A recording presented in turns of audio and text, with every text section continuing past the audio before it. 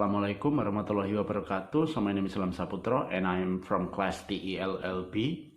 So today I will explain about the present perfect tense. So let's check it out. Okay, so present perfect tense.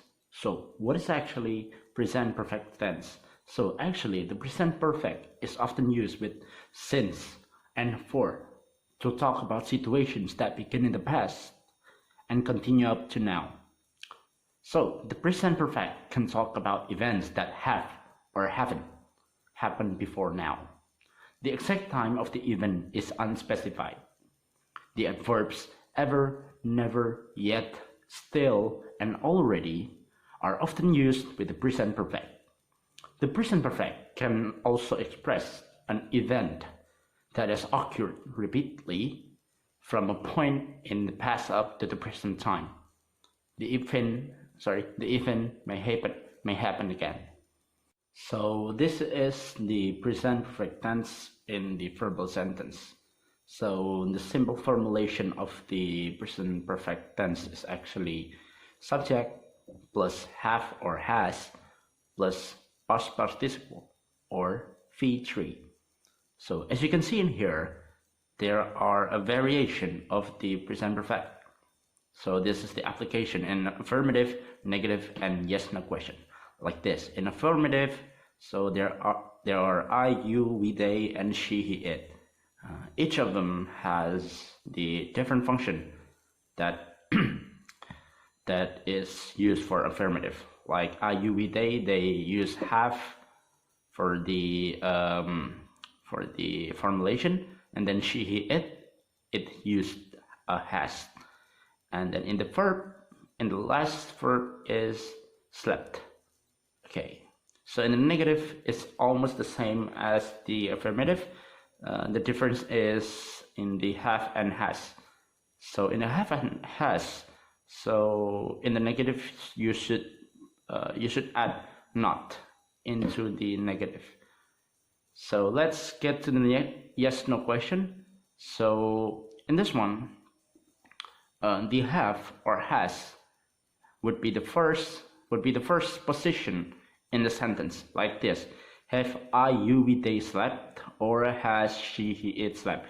So the simple example of from have is have you slept, and then in a has, so has she slept, like that. So in this yes/no question is answered by yes or no. So as you can see, this is the example of the present perfect tense in verbal sentence. Okay, let's get to the nominal sentence. So the nominal sentence formulation is like this: subject plus have or has plus been plus ana, adjective, noun, adverb. So in the affirmative, negative, or yes/no question, actually it is almost the same as the verbal sentence before, like I've mentioned before. So the formulation is almost the same, but the difference is in this nominal sentence there is an addition like been, and also there is an addition like this, like the ana, adjective, noun, adverb, like that. So as you can see in here, in affirmative, there are I, you, we, they, she, he, it, and then there's have, has, and been there. So the example is like this: I have been there, you have been there. And then there's in the she, he, it, she has been there, it has been there. Okay, so that is the simple example. Okay, let's get to the negative. It is almost the same as the affirmative. So the difference is you have to give an addition word not. So like this: I have not been there, we have not been there. And then in there she, he, it, she has not been there. And then it has not been there. Okay, so in the yes/no question, it is almost the same like I said before. So there's a have, has, and then depends on the subject, and then there's an adjective, noun, or verb. But in here, the subject the same thing that happened in the verbal sentence. The subject would be in the middle position. So because it's a yes/no question, so the have or has would be in front, and then the has and have would be in the middle, and then the last thing that happened in the nominal sentence is the adjective, noun, or adverb. So that is the nominal sentence. Okay, so let's get to the next material. So in here, there are examples like Mrs. O has been a teacher since 2002, and then I have known Fob since I was in a high school like this. So as we know that the present perfect is often used word since and for to talk about situations that begin in the past or continue up to now. So as you can see in the below down right in here, so this is how to use the since and for words. Okay, so in the since plus a specific point. As an example, 2002, last May, and then 9 o'clock. And then in the for words, this one is for plus length of time, like an example, 2 months or 5 years. So there's a little bit of difference in this usage. So if you want to use since, so you have to add the specific point in time, like 2002, like I said before, and then in the forward you have to add a length of time, like 2 months, 3 years, like that. So that is the difference of the usage.